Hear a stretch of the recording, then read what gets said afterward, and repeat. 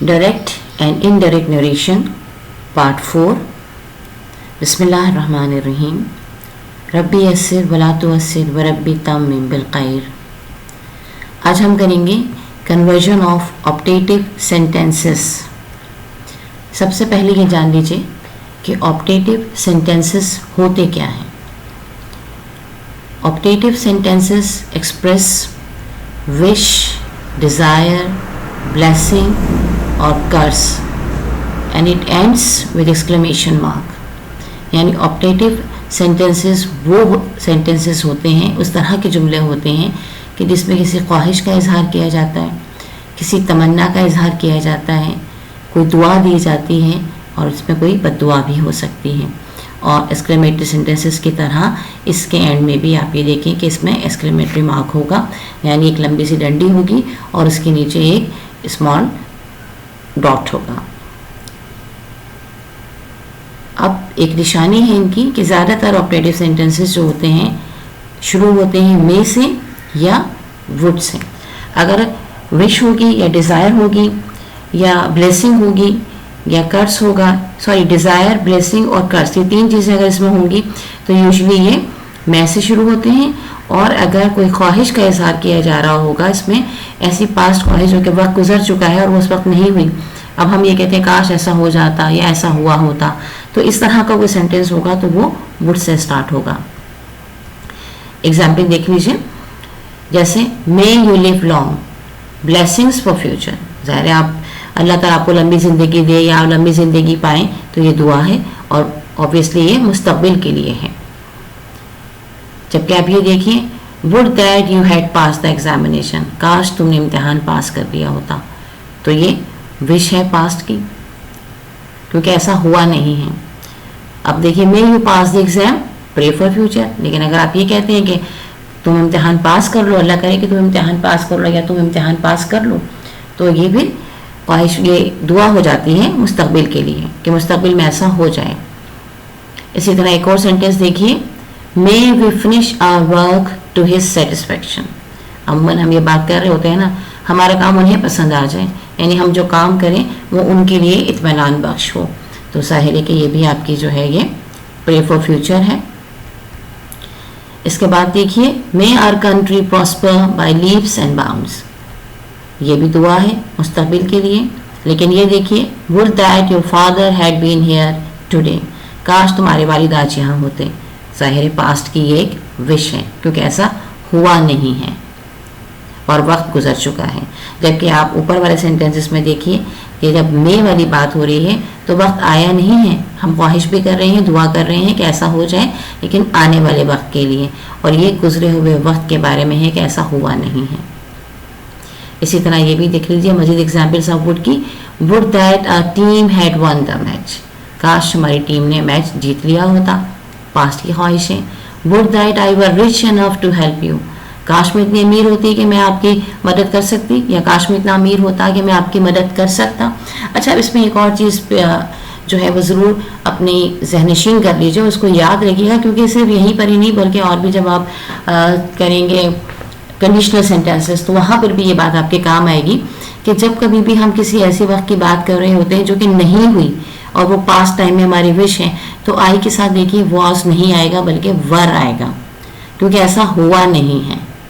हम पास्ट की बात कर रहे हैं, पास्ट में अगर कोई अमल हो चुका है तब हम आई वॉज कहेंगे, लेकिन हम वो पास्ट बात कर रहे हैं जो कि इमेजिनरी है, जो कि हमारी ख्वाहिश में था कि ऐसा होता लेकिन ऐसा हुआ नहीं है, तो हमेशा आई के साथ वर आएगा। ये भी एक पहचान है इस चीज़ की कि ये वो हैं, ये ख्वाहिशें हैं जो कि पूरी नहीं हुई हैं। इसी तरह नेक्स्ट में आ जाइए, would that I were on leave today, काश मैं आज छुट्टी पर होती या काश मैं आज छुट्टी पर होता।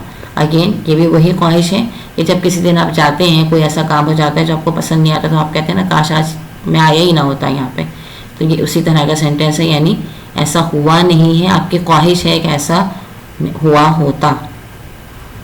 अब इसके रूल्स देख लीजिए। सबसे पहले, क्योंकि हमने कहा आपको कि ऑप्टेटिव सेंटेंसेस जो होते हैं या तो मे से शुरू होते हैं या वुड से शुरू होते हैं, तो पहले मे वालों को देख लीजिए कि उनमें क्या तब्दीलियाँ की जाती हैं जब उनको हम इनडायरेक्ट नरेशन में लेकर आते हैं। पहली बात, सेट 2 को हम चेंज कर देते हैं प्रेयर्ड में, क्योंकि इसमें सारी दुआएं होती हैं जैसे कि अभी हमने एग्जाम्पल्स में देखा। और इसमें जो मे होता है वो माइट में चेंज हो जाता है, यानी जो बैक शिफ्टिंग आपने करनी है वो असल में इस तरह से हो जाएगी कि जो मे है वो माइट में चेंज हो जाएगा।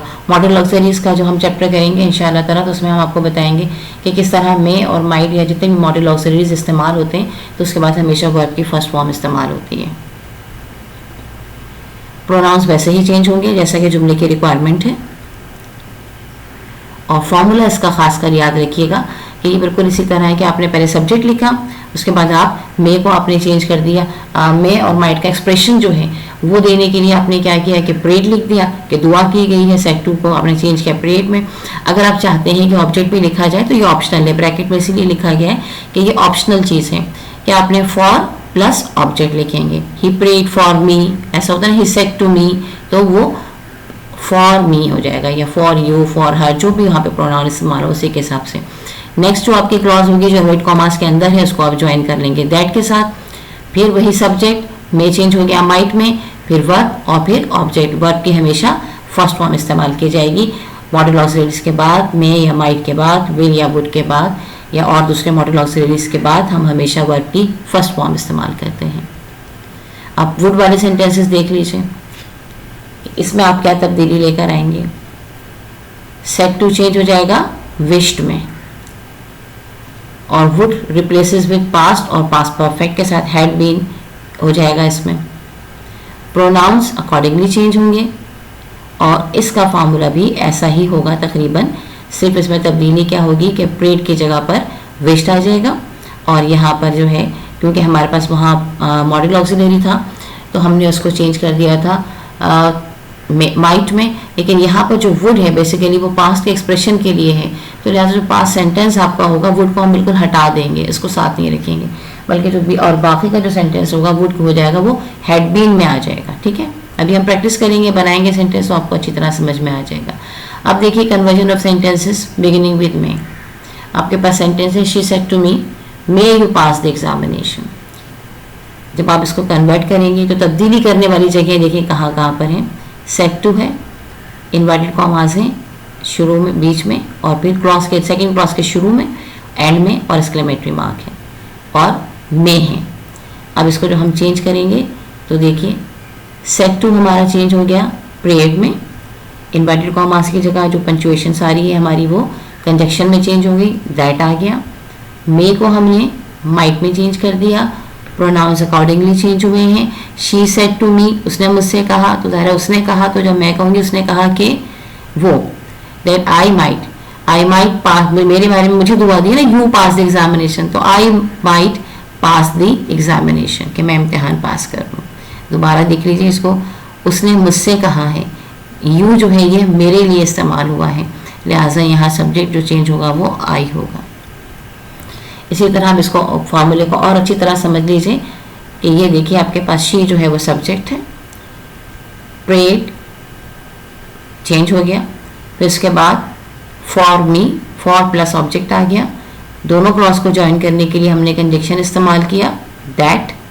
नेक्स्ट क्लॉज जो हमारी है उसमें सब्जेक्ट आई में आ गया, माइट आ गया, हमेशा मे का माइट ही आएगा, और वर्ब की फर्स्ट फॉर्म आएगी, और बाकी रिमेनिंग पोर्शन जो है वो आपका ऑब्जेक्ट है वो वैसा ही रहेगा।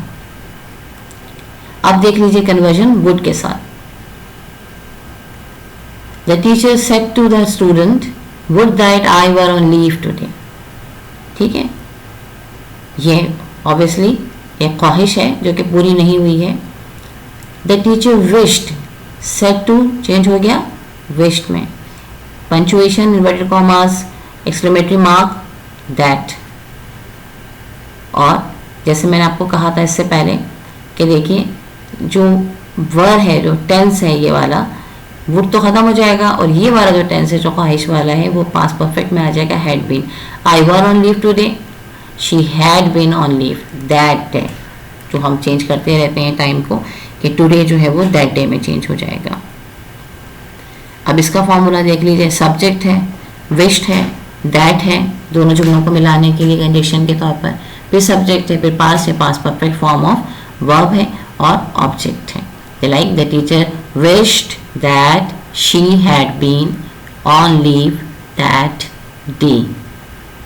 Again, बात वही है, हर चीज़ को सीखने के लिए, खासकर इंग्लिश ग्रामर को सीखने के लिए बहुत ज़रूरी है कि आप प्रैक्टिस करें, प्रैक्टिस करें, प्रैक्टिस करें और प्रैक्टिस करें. और इसके लिए आपको इससे पहले भी बताया था कि गूगल की आप इंटरेक्टिव एक्सरसाइजेस पे जाइए, और मैं सोच रही हूँ कि एक दिन यकीनन आपको जो है वो करवा भी दी जाएंगी यहाँ पर, तो आपके लिए और ज़्यादा आसान हो जाएगा कि किस तरह उन एक्सरसाइजेस को किया जाता है. और यही है कि अल्लाह ताला आपको सीखने में मदद अता फरमाए, अल्लाह ताला आपके लिए आसानी करे. हमारे लिए भी दुआ कीजिएगा. अगर आपको ये वीडियो हमारी अच्छी लगती है और आपने इससे कुछ सीखा है तो इसको ज़रूर लाइक और शेयर कीजिएगा. और अगर अब तक आपने चैनल सब्सक्राइब नहीं किया है तो सब्सक्राइब भी कीजिएगा, इसलिए कि आप मज़ीद इसमें इंग्लिश की बहुत अच्छी चीज़ें सीखेंगे इंशाअल्लाह ताला. अल्लाह ताला हमें इसमें कामयाबी अता फरमाए और अल्लाह ताला आपको आपके काम में आप कामयाबी अता फरमाए. आमीन.